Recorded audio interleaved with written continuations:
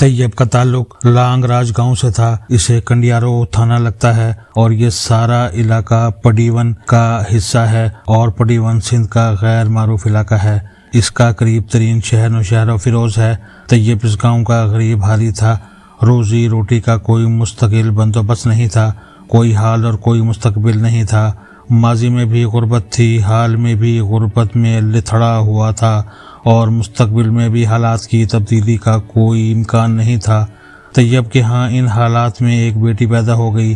بچی پیدائشی بیمار تھی، اسے کوئی مشکل سی ناقابل علاج بیماری تھی۔ وہ اسے اٹھا کر ڈاکٹروں کے پاس دھکے کھاتا رہا مگر علاج مشکل اور مہنگا تھا، جبکہ طیب کے پاس غربت کے سوا کوئی اثاثہ نہیں تھا، اور غربت دنیا کا واحد اثاثہ ہے جسے انسان بیچ سکتا ہے اور نہ کسی دوسرے کو تحفے میں دے سکتا ہے۔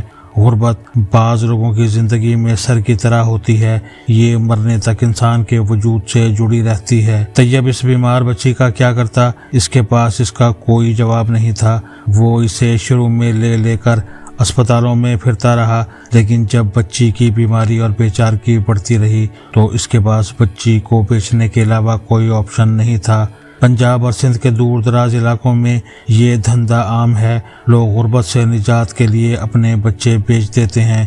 ان بچوں کا بعد ازاں کیا بنتا ہے یہ ایک طویل داستان ہے۔ خوبصورت اور صحت مند بچے بے اولاد جوڑے خرید لیتے ہیں، لاغر اور کمزور بچوں کو بھکاری دکان بنا لیتے ہیں اور باقی بچوں کے اعضاء جسم سے نکال کر بیچ دیے جاتے ہیں۔ طیب نے بچی سے جان چھڑانے کے لیے بچوں کے بیوپاریوں سے رابطہ کیا، لیکن بچی زیادہ بیمار تھی، لہذا اسے خریدنے کے لیے کوئی تیار نہیں ہوا، اور یوں طیب کے پاس صرف ایک آپشن بچ گیا، یہ بچی کو مار دیتا۔ انسان کے لیے اپنی اولاد کو قتل کرنا دنیا کا مشکل ترین کام ہوتا ہے۔ طیب بچی کو مار نہ سکا، چنانچہ اس نے اسے زندہ دفن کرنے کا فیصلہ کر لیا، اور پھر ایک رات اس نے زمین میں گڑھا کھودا، بچی کو پرانی چادر میں لپیٹا، گڑھے میں رکھا اور دیوانہ وار روتی چیختی بچی پر مٹی ڈالتا چلا گیا۔ بچی کی آواز چند سیکنڈ بعد بجھ گئی۔ طیب نے گڑھا برابر کیا اور گھر واپس آ گیا۔ اس کی بیوی بچی کے بارے میں پوچھتی رہی، لیکن طیب نے اسے کوئی جواب نہیں دیا۔ وہ ساری رات جاگتا اور روتا رہا۔ اگلا دن پہلے سے زیادہ مشکل تھا۔ طیب کے کانوں میں ہر وقت بچی کی آواز گونجتی رہتی تھی۔ وہ کانوں پر ہاتھ رکھ لیتا تھا، لیکن آواز اس کے باوجود آتی رہتی تھی۔ وہ ڈپریشن کا شکار ہو گیا اور اس نے اپنے دوستوں، ساتھیوں اور خاندان کے لوگوں کو بچی کے بارے میں بتانا شروع کر دیا۔ آج کی دنیا ڈیجیٹل ہے، لہٰذا یہ خبر جنگل کی آگ کی طرح پھیل گئی۔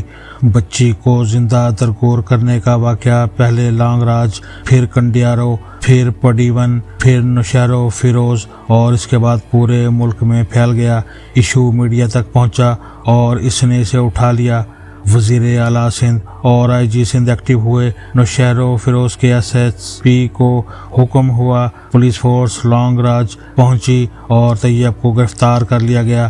آخری اطلاعات کے مطابق طیب نے اپنا جرم بھی تسلیم کر لیا۔ پولیس نے بچی کی لاش بھی برآمد کر لی۔ طیب پر 302 کا مقدمہ بھی بن گیا اور اسے جیل بھی بھجوا دیا گیا۔ مجرم اب اپنے کیے کی سزا بھگتنے کی تیاری کر رہا ہے۔ یہ اللہ سے معافی مانگتا ہے، جیل میں روتا رہتا ہے اور پھانسی سے پہلے موت کی دعا کرتا ہے۔ لیکن یہاں پر ایک سوال پیدا ہوتا ہے، کیا اس واقعے کا مجرم طیب ہے؟ کیا طیب کے پاس بچی کو زندہ درگور کرنے کے علاوہ بھی کوئی آپشن تھا؟ میرا خیال ہے طیب مکمل بے گناہ ہے۔ آپ یقیناً میری طرح صاحب اولاد ہیں، لہٰذا میں آپ سے سوال کرتا ہوں، کیا کسی انسان کے لیے اپنے بچے کو زندہ درگور کرنا آسان کام ہوتا ہے؟ کیا یہ کام طیب نے آسانی سے کر لیا ہوگا؟ جی نہیں۔ انسان کا بچہ اس کے وجود، اس کے جذبات اور اس کے احساسات کا حصہ ہوتا ہے، اور اسے یوں روتا چیختا ہوا زندہ درگور کرنا آسان نہیں ہوتا۔ طیب بھی انسان ہے، اس کے لیے بھی یہ آسان نہیں ہوگا۔ دوسرا، آپ ذرا انتہائی غربت میں جا کر دیکھیں، آپ اپنے پاؤں طیب کے جوتوں میں رکھ کر دیکھیں۔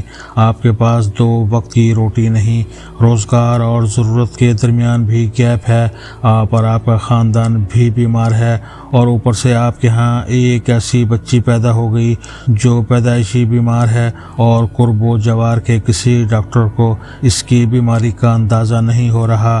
طیب ڈاکٹروں اور ادویات کی قیمت بھی برداشت نہیں کر پا رہا، اس کے پاس بچی کو حیدرآباد یا کراچی لے جانے کا خرچ بھی نہیں، اور اگر یہ کسی نہ کسی طریقے سے بچی کو کراچی بھی لے جائے تو یہ خود کہاں رہے گا، اس کی بیوی اور بچے کہاں رہیں گے، اور یہ کھائیں اور پئیں گے کہاں سے، اور اگر علاج مہنگا اور طویل ہوا تو طیب اسے کیسے برداشت کرے گا؟ کیا آپ کے پاس ان سوالوں کا جواب ہے؟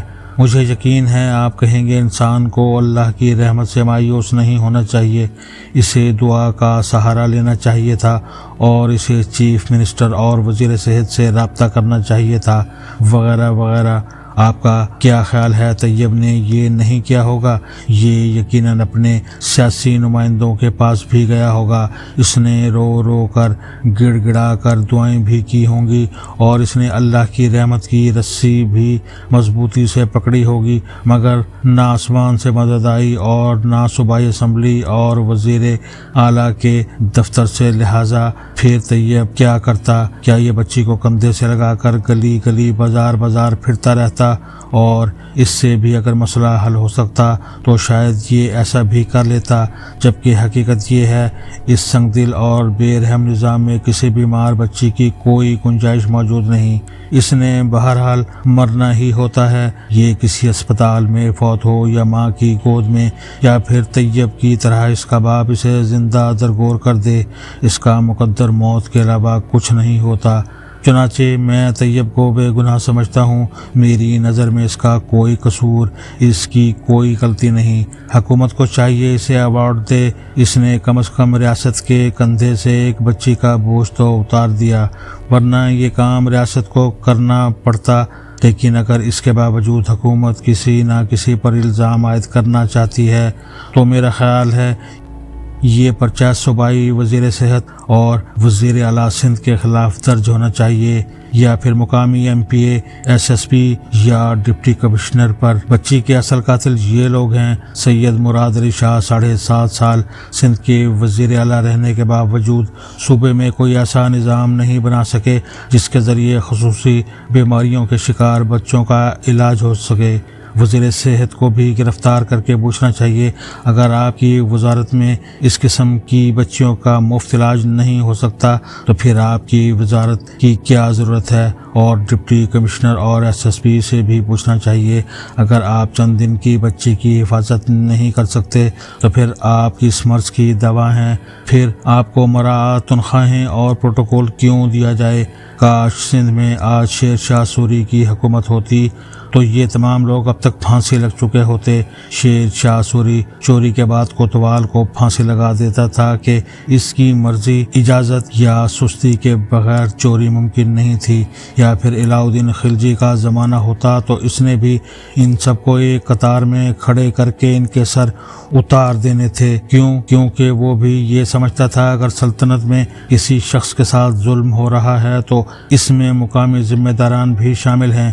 یہ کیسے ممکن ہے گاؤں میں ایسی بچی پیدا ہو جائے اور اس کی بیماری اور خاندان کی اطلاع پولیس اور AC کے دفتر نہ پہنچے، اور وہ سرکاری فنڈ سے خاندان کی کفالت اور بچی کا علاج نہ کرائیں؟ لہٰذا خلجی بھی فوری طور پر مقامی عمائدین کے سر اتار دیا کرتا تھا، مگر آج ملک میں کیونکہ جمہوریت ہے اور لوگ جمہوریت میں عیش کرنے کے لیے آتے ہیں، طیب جیسے لوگوں کی اولاد کا علاج کرنے کے لیے نہیں، لہٰذا وزیر اعلیٰ کے کان پر اگر جوں بھی رینگی تو طیب کے خلاف رینگی، اور اس کے حکم سے اسے گرفتار کر لیا گیا۔ کاش آج مراد علی شاہ کے ضمیر کی عدالت زندہ ہوتی یا صوبائی وزیر صحت ڈاکٹر عذرا فضل پیجوہو کا ضمیر اور احساس زندہ ہوتا تو یہ خود کو بچی کے قتل کا مجرم قرار دے چکے ہوتے اور یہ اعلان کر رہے ہوتے یہ سندھ کی آخری بچی تھی اور طیب آخری باپ۔ آج کے بعد سندھ میں کوئی بچی زندہ ترگور نہیں ہوگی، کوئی بچہ علاج کے بغیر نہیں رہے گا۔ طیب جیسے کسی باپ کو اب اپنی بچی زندہ ترگور نہیں کرنی پڑے گی، لیکن یہ رد عمل زندہ معاشروں اور زندہ لوگوں کا ہوتا ہے۔ قبرستان ایسے واقعات کے بعد خاموش رہتے ہیں یا طیب جیسے لوگوں کو گرفتار کر لیتے ہیں یا پھر جرم کے بعد مدعیوں کی گردنیں کاٹ دیا کرتے ہیں، اور طیب کے ساتھ بھی یہی ہوا، اسے گرفتار کر لیا گیا۔ کیونکہ یہ قبرستان کا شہری تھا۔